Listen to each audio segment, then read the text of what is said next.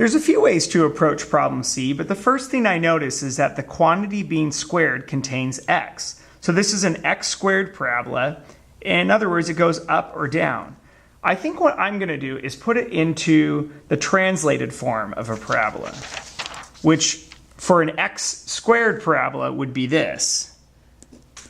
X minus h quantity squared equals 4p times y minus k. So that's my goal. Here's what I have so far.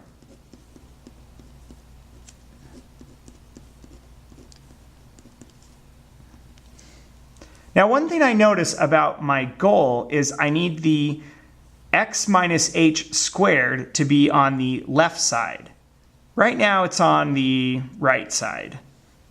So it's probably easier to move this 1/4 and 3 to the other side here. Let's start with the 3. If we subtract 3 from both sides, we get y minus 3 equals 1/4 times the quantity x minus 1 squared. Now if we multiply both sides by 4,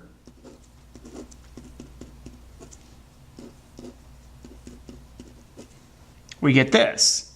4 times y minus 3 equals x minus 1 quantity squared. And actually, I've reached my goal. I just need to flip the sides here. So x minus 1 squared equals 4 times y minus 3. Right underneath this, I'm going to write the standard form for a translated parabola. So down here, x minus h squared equals 4p times y minus k. All right, matching things up, I see h is 1, k is 3, and p must be 1, since 4 times 1 would appear as a 4. So let's write that stuff down. H is 1, k is 3, and p is 1. All right, hk tells me where my vertex is. So going back over here, since hk was 1 and 3, my vertex is at 1, 3. So on the graph, that's right here.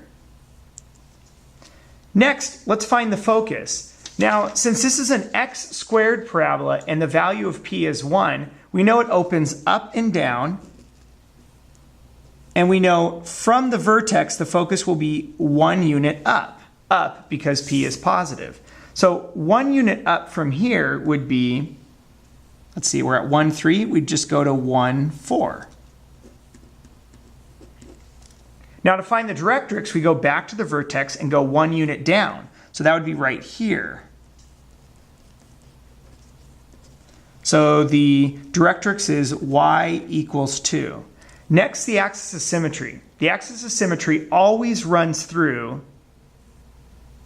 the vertex and the focus. So x equals 1 is the axis of symmetry. It's right here. All right, the last thing we need is we need to plug in a few more points to get a good idea of what our parabola looks like. I'm going to write down this last form we had here.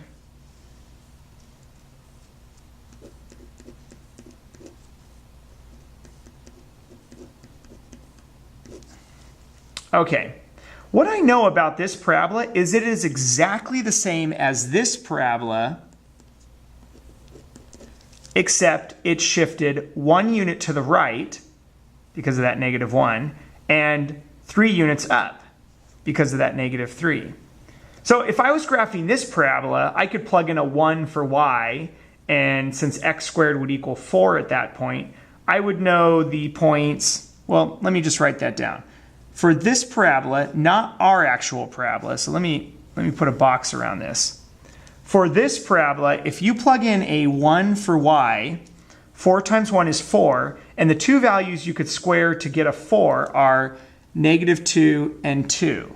So if we had our vertex down here, as we would with this parabola, we would have the points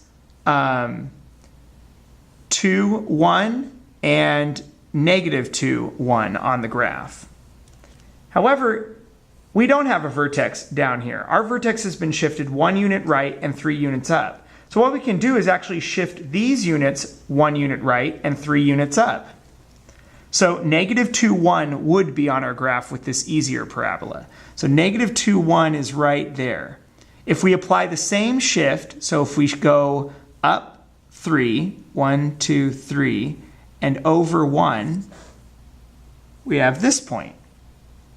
Now if we do the same thing to the point 2, 1, 2, 1 is right here. If we go up 3, 1, 2, 3, and over 1, we'd have this point. And those 2 points are on our actual translated parabola. So this parabola looks like this.